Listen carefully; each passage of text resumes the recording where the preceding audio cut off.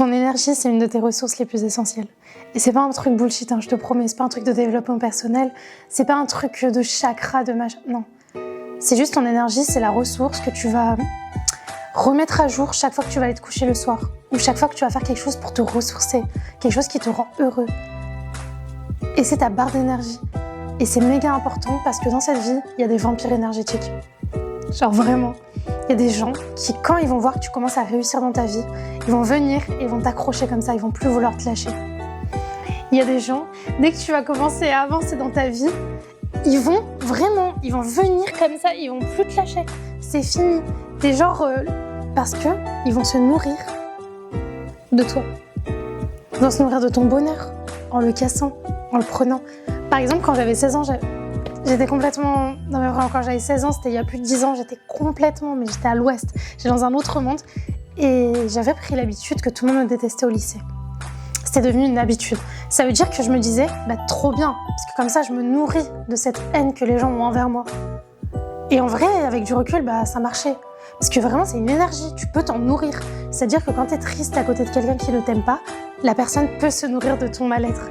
Et c'est de ça dont j'ai envie qu'on parle aujourd'hui. Ça va être chit-chat, vraiment, c'est un shine girl. C'est un shine girl tranquille. Va faire ta vie, fais ton ménage, ou reste en face, mange, do whatever you want, as always. Et là, on passe à l'épisode. Comme je t'ai dit, pas de questions-réponses, rien. On va juste parler, on est entre toi et moi. T'es toute seule chez toi, je suis toute seule ici. Il n'y a que toi et moi. Si t'as quelque chose à me dire d'ailleurs, n'hésite jamais. Je suis là dans les commentaires, je réponds tout le temps. C'est hyper important. Bref. J'ai envie de parler des vampires émotionnels. Comment on se protège de ces gens-là? Comment on les remarque? Puis je vais peut-être te raconter 2-3 anecdotes qui me sont arrivées parce que j'en ai vécu des trucs sincèrement. Déjà, les vampires émotionnels, tu les remarques directement parce que c'est des gens qui, en apparence, vont être contents pour toi. Ils vont pas te dire qu'ils te détestent. Sinon, comment ils peuvent rester dans ton entourage pour se nourrir? C'est pas possible. Ça va être les personnes qui vont te faire du love bombing, puis après, qui vont détruire ta vie. Si tu connais pas ce que c'est le love bombing, c'est quand au début d'une relation, la personne, elle va prendre tout l'amour et elle va te le jeter comme ça. Toi, tu vas avoir l'impression que t'es incroyable, que t'es la meilleure personne qui existe sur cette terre, que la personne t'aime d'une manière que jamais personne ne t'a aimé dans sa vie. Dans ta vie, pardon, excuse-moi. C'est du love bombing, parce qu'après, la personne, elle va prendre l'amour et elle va te le couper, en fait, t'auras plus accès à cet amour-là. Et les vampires émotionnels, ils aiment tellement faire du love bombing. Ils aiment tellement, parce que quand ils font du love bombing, au final, ils rentrent dans ta vie d'une manière où, comme t'as l'impression d'être aimé, tu t'ouvres à cette personne. Et si tu t'ouvres à cette personne, la personne a accès à tes émotions, donc elle peut plus facilement savoir si t'es heureux, pas heureux. Et c'est subtil, parce que ça va se jouer dans des petits choix de vie. Par exemple, imaginons la personne, elle commence à avoir accès à toi, elle va prendre ton énergie, ça on est d'accord. Elle va puiser dans ta ressource, mais surtout elle va aiguiller tes choix. C'est-à-dire que sneaky, elle va te donner des mauvais conseils en fait, ou elle va t'aiguiller vers des endroits qui créeront plus de situations dans lesquelles tu seras vulnérable et dans lesquelles tu vas te sentir mal. Comme ça, à terme, il y aura plus d'énergie à prendre. C'est très bizarre, c'est très subtil. Cette vidéo, c'est vraiment c'est une discussion entre toi et moi. Imagine qu'on est en live sur Twitch. C'est comme les premiers épisodes de Shine Girl, c'est tranquille, il n'y a pas de structuration. Et c'est une dinguerie. Parce que ces gens-là, dès qu'ils s'accrochent à toi, je te jure, ils veulent plus te lâcher. C'est-à-dire qu'ils peuvent faire de ta vie un enfer. Petit à petit, ils vont être dans ton entourage, ils vont être au courant de tous tes projets, ils vont t'aiguiller vers les mauvais endroits et en même temps, ils vont se nourrir de tes défaites, de ta tristesse. Dès que tu vas être heureux, ils vont détruire ton bonheur petit à petit. Et toi, tu auras juste l'impression que tu deviens fou. Tu auras l'impression de perdre la tête. Parce qu'en fait, c'est un peu comme du gaslighting. Le gaslighting, je vais définir les termes, c'est super important. Le gaslighting, c'est imagine quand tu es en couple avec une personne, la personne a fait quelque chose, mais toi tu le vois, mais il n'y a pas spécialement de... C'est subtil, tu vois, c'est sneaky. Du coup, quand tu vas le reprocher à la personne va te dire « mais j'ai rien fait, genre, de quoi tu me parles ?» C'est exactement ça. Tu sentiras qu'il y a quelque chose de bizarre avec cette personne en particulier, mais tu n'arriveras pas à mettre les mots dessus. Parce que c'est hyper subtil, c'est sneaky. Un peu comme un vampire. En vrai, le vampire, pourquoi on l'appelle comme ça? Parce qu'en vrai, tu vois, en vrai, le vampire... Ah, dang! Tu vois, en vrai, on l'appelle comme ça parce que je viens de réfléchir à un truc là. On l'appelle comme ça parce qu'en vrai, tu vois, le vampire, oui, il aspire le sang. Jusque-là, on est tout à fait d'accord, donc c'est logique. Vampire émotionnel, il aspire ton sang, ok. Mais aussi, le vampire, il est subtil. Genre, il est là que la nuit. Tu le vois pas. Il est dans les... Bah, c'est un peu pareil. C'est cet élément dans ton entourage. Tu sais qu'il y a quelque chose. Mais t'as aucune preuve. T'as rien. Tu sens, mais tu sais pas. Tu peux rien faire. Tu peux même pas aller confronter la personne. Excuse-moi, je trouve que quand je passe du temps avec toi, je perds mon énergie. Je trouve que quand je passe du temps avec toi, je me sens pas spécialement bien à terme. En vrai, tu vas lui dire quoi à la personne ? Si encore c'est une connaissance que tu connais vite fait comme ça, ok, vas-y, tu peux prendre tes distances et tout. Mais quand tu es vraiment dans une relation avec la personne, qui t'a fait du love bombing, que c'est devenu vraiment quelqu'un qui est là dans ton entourage, ça fait des années qu'elle est là, tu sens qu'il y a quelque chose de bizarre, tu vois, parce que le vampire va pas t'attaquer à chaque fois. Le vampire, il va choisir ses coups. Donc forcément, des fois, il y a des périodes qui peuvent s'écouler des années entières avant que tu te rendes compte que sur le long terme, cette personne est bizarre. Donc toi, t'es là depuis des années amie avec la personne et tu fais quoi en fait ? Enfin, moi personnellement, je sais que j'ai trop du mal à finir les relations.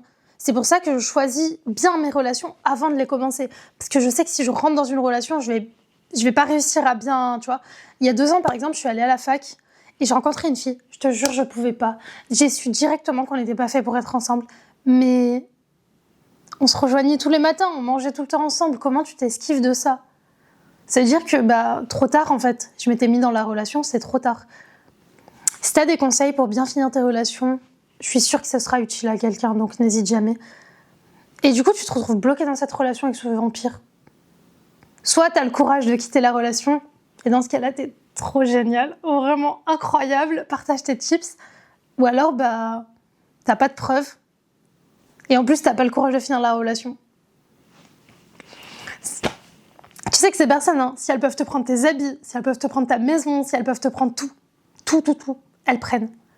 Vraiment, elles prennent, parce qu'à la base, elles t'aiment pas. À la base, elles t'aiment pas. À la base, elles nous aiment pas. Je m'inclus carrément parce que moi aussi, je suis un être humain. Je suis tout à fait victime des choses comme ça. À la base, ces gens-là nous aiment pas. Ils nous font croire qu'ils nous aiment, mais ils nous aiment pas vraiment. Ouais. Surtout quand t'es une personne qui est hyper solaire. Quand t'es une personne heureuse, qui réussit, même si t'as des échecs, mais tu vois, tiens ta vie comme ça, tu vas les attirer, c'est sûr et certain. Sûr et certain. Des gens comme ça, tu vas les attirer à la pelle. Parce que t'as du potentiel. Parce que tu vas potentiellement réussir. Et ils le savent, ils le sentent. Donc s'ils peuvent prendre tes ressources, pourquoi ils se gêneraient ? Comment on se prémunit de ces gens-là ? Si je peux te donner juste un conseil. Déjà, de 1, tu changes pas la personne que t'es pour eux. Impossible. Je veux pas que dans ta tête, tu te dises parce que je suis solaire, parce que je suis heureuse, parce que je suis belle, je dois changer pour me protéger. Non. Je veux que tu apprennes à les repérer. Je veux vraiment que tu apprennes à les repérer pour, dès le début, si tu reçois beaucoup trop d'amour d'un coup, s'il y a quelque chose de bizarre, je veux que dès le début, tu laisses même pas accès à cette personne. D'une manière gentille. Par contre, il faut le faire intelligemment parce qu'il s'est passé trop de faits divers. Il y a plein de gens, imaginons, tu veux pas accepter leurs avances, et pas que des hommes, ça peut être en amitié, parce que je suis sincèrement désolée, mais les femmes, elles peuvent être très dangereuses aussi. Elles peuvent détruire ta vie. Juste, je veux que tu apprennes et je veux apprendre aussi. Je ferai peut-être des vidéos sur ça au fur et à mesure que j'apprends à le faire. À juste, dès le début, remarquer et dire à cette personne gentiment, trouver des hacks, des trucs pour, pas créer de relation avec cette personne.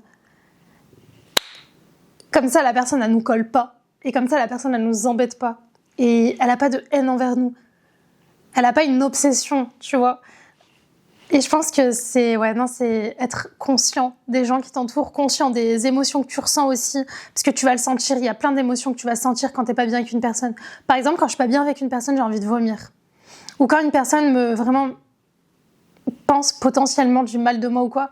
En tout cas, moi, personnellement, je sais que j'ai envie de vomir, parce que ça m'est déjà arrivé d'être avec des gens, même si je suis pas leurs meilleurs amis ou quoi, mais je sais que je me sens pas mal à côté d'eux. Et j'arrive du coup à faire la distinction entre le moment où je me sens mal et le moment où je me sens pas mal. Parce qu'il y a des gens, ils faisaient semblant de m'aimer et j'avais envie de vomir. Et il y a des gens, ils étaient neutres avec moi, ils en avaient rien à foutre de moi. Et j'étais bien, tu vois. T'as plein de petits signes comme ça qu'il y a que toi qui peux connaître. Et c'est super important que t'apprennes à te connaître. T'apprennes à remarquer ces signes. T'apprends aussi à écouter les signes environnants. Parce que par exemple, tu vas être à côté de la personne, tu vas prendre ton téléphone et bam, ton téléphone il va tomber. Je suis désolée, mais c'est un signe en fait. C'est hyper important. Faut faire la corrélation de tout ça pour se prémunir de ces gens-là. Parce que comme je t'ai dit au début de la vidéo, dès qu'ils s'accrochent à toi, ils ne te lâchent plus. Bref, écoute, j'espère que ça a été intéressant. En tout cas, je nous souhaite énormément de bonheur, je nous souhaite des relations qui soient sages et des gens qui nous aiment sincèrement, qui nous poussent dans nos projets. Ouais. C'est vraiment pas ma DA habituelle, mais d'un côté, je me dis cette vidéo, c'est un peu ma DA parce que je fais du self-love et je trouve que c'est de l'amour propre de choisir les gens qui t'entourent, d'éviter de traîner avec n'importe qui, de se protéger de ces gens-là. Ça fait un peu partie du self-love. On va dire que c'est le genre de vidéo un peu... Mais c'est important quand même et c'est intéressant et je suis très contente d'avoir passé ce moment avec toi. Ça fait un peu comme une discussion entre copines. Je te fais des gros bisous d'amour. Prends soin de toi et tu mérites d'être heureuse. Of course, you deserve it. On se retrouve samedi pour un samedi reset. Parce que le samedi, on fait la paix avec les choses.